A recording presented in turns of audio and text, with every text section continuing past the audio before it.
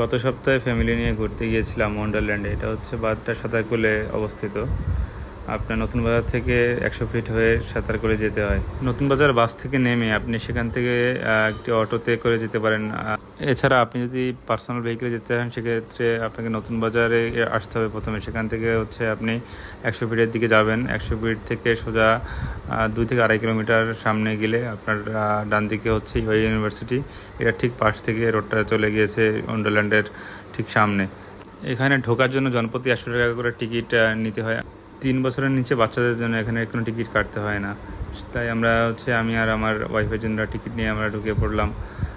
ঢুকতেই আপনার সামনে একটা ঝর্ণা দেখতে পাচ্ছেন। ঝর্ণাটা অসম্ভব সুন্দর। তো ম্যাক্সিমাম লোকজনই দেখা যাচ্ছে ঝর্ণার এখানে অনেক সময় ব্যয় করে ফেলে, কিন্তু ভিতরে গেলে যে এর থেকেও অনেক ভালো দৃশ্য উপভোগ করতে পারবেন। বা বিভিন্ন রাইড আছে যেগুলো চড়তে পারবেন। এগুলো আসলে এনজয় করার জন্য হাতে যথেষ্ট সময় নিয়ে এখানে যাওয়া উচিত। ভিতরে যাওয়ার পরপরই মনে হলো ডাইনোসর যুগে চলে গিয়েছি। এখানে ডাইনোসর শো চলছিল। এটা হচ্ছে মানুষ মোটামুটি ভালোই এনজয় করতেছিল ডাইনোসরদের দুটোকে। কেউ কেউ আবার দুষ্টুমি করে মুখে টিস্যু পেপার দিয়ে দিচ্ছিল। আমরা গিয়েছিলাম উইকেন্ডে, তো উইকেন্ডে প্রচণ্ড ভিড় থাকে এখানে। আপনারা যদি ভিড়ে রাখতে চান সেক্ষেত্রে হচ্ছে উইকেন্ডের দিনগুলো বাদে আপনারা যেতে পারেন, অথবা সরকারি ছুটির দিনগুলো বাদে আপনারা এখানে ভ্রমণ করতে পারেন। মোটামুটি ফ্যামিলি নিয়ে এনজয় করার মতন একটা জায়গা। এখানে অনেকগুলো রাইড আছে যেগুলো আপনারা উপভোগ করতে পারেন। প্রতিটা রাইডের জন্য জনপ্রতি 100 টাকা করে দিতে হয়। আর 3 বছরের নিচে বাচ্চার জন্য টিকিট ফ্রি। আমরা হচ্ছে আহিরকে নিয়ে চলেছিলাম এই রাইডটাতে। মোটামুটি ভালোই এনজয় করেছে আহির। আহির ছোট দেখে অন্যান্য রাইডগুলো যেগুলো একটু বিপজ্জনক সেই রাইডগুলোতে আহিরকে আসলে উঠতে দেওয়া হয়নি। ও দাঁড়িয়ে দাঁড়িয়ে আসলে এনজয় করতেছিল রাইডগুলো। একটা রাইডে চড়িয়ে আসলে দেখতেছিলাম যে আহির পারবে কিনা। তো দেখলাম আহির আসলে প্রচণ্ড সাহসী।